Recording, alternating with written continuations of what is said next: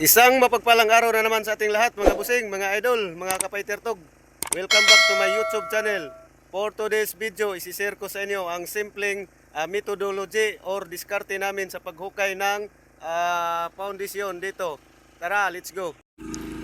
Okay mga busing, ito yung mat foundation na aming hinuhukay. Ngayon, isishare ko sa inyo ang mga methodology namin or mga diskarte, paano namin yan hinuhukay, lalong-lalo na dito na malalaking mga foundation. May mga diskarte tayo dyan mga busing para hindi tayo mahirapan kung nandoon na tayo sa baba. Ito yung aming mat foundation. No? Unang-una mga busing, halimbawa kung ito yung ating mat foundation, sa pag-umpisa pa lang sa paghukay, kailangan hindi natin isagad dito yung hukay, lalong-lalo na pag malalim. Itong sa amin, 4 meters yung lalim galing sa ating NGL. Ang ginagawa namin dito, nag-bitsing kami. Ano ba yung bitsing? To cut the soil like a stair step. Kung baga, sa paghukay natin, kailangan ihagdan-hagdan natin. Hindi natin isagad agad dito yung ating hukay. Kailangan, sa ginawa ko dito, nag-offset ako. Kung halimbawa, ito yung aming foundation dito. Nag-offset ako dito ng 4 meters. Depende na yan sa area. Malaki kasi yung area namin. Walang disturbo ang area namin dito. Kaya kumuha ako ng 4 meters galing dito. Diyan, 4 meters. Ito yung 4 meters natin. Ayan. Diyan ako nag-umpisa pagpahukay. Paikot yan mga busing.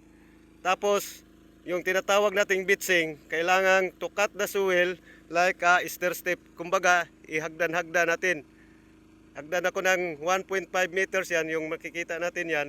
Tapos, hukay naman tayo hanggang makuha natin yung tamang elevation or lalim sa ating foundation. Ang purpose kasi yung bitsing mga busing, para pag ang lupa ay bumigay, halimbawa dito bumigay ang lupa na yan, dyan lang mahuhulog sa kibali ating step dyan. Kung mahulog naman yung ating step dito, may area pa tayo dito. Yan, makita yan yung ating area. Hanggang dyan lang yan. Hindi matatabunan yung ating hukay sa foundation. Yun ang purpose mga busing. Kailangan may space tayo dito para ang ating mga gumagawa like magkabilyada, may malaking area dito na kanilang magagalawan. Yan yung purpose yan mga busing.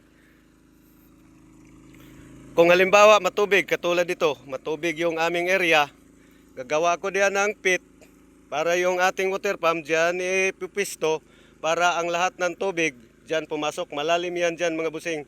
Tulad dito, may mga tubig. Hindi pa pinahigupan ng pump natin mga busing. Kasi medyo konti pa or maliit pa yung ating tubig. Saka na natin pahigupan yan kung dumami na. Ito yung diskarte namin mga busing. Paikot yan mga busing. Yan, makita natin. Paikot yan yung ating paghukay na tinatawag nating bitsing. Yung ibali hagdan-hagdan. Parang step ng hagdan. Yung purpose niyan, sinasabi ko na kanina, para kung bumigay yan nasa taas, dito lang siya mahulog. Pag mahulog naman dito, may malaki pa tayong area dito. Kailangan naka-offset yan ng 2 meters or 1.5 meters galing dyan sa puntos sa ating foundation. Ayan mga busing, yan yung mga methodology namin or mga diskarte sa paghukay. Lalong-lalo na sa mga pundasyon na malalaki katulad nito mga busing. Yung pundasyon namin dito, yung haba niya 15 meters. Yung lapad naman niya is 4 meters. Ito ang maganda nating gawin mga busing. Mga simple lang na mga pamamaraan.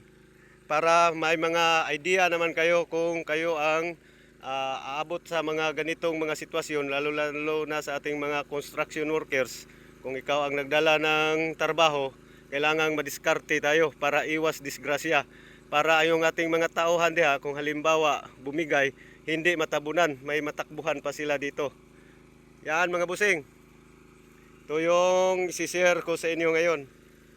Ito na pala yung aming foundation. Nakapaglatag na kami ng kabilyada at nakapagtayo na kami ng mga columns, mga poste. Kibali, 10 poste ang papasok diyan mga busing. May dalawa ditong maliliit pang 12 na poste. Okay mga busing, at nakapurma na rin kami sa aming foundation. Yon mga busing. Okay mga busing.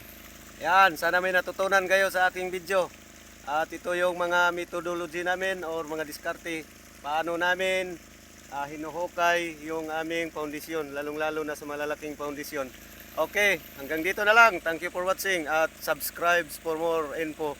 At maraming salamat sa inyong lahat, aking mga subscribers. Thank you. Shout out sa inyong lahat. Bye-bye. God bless.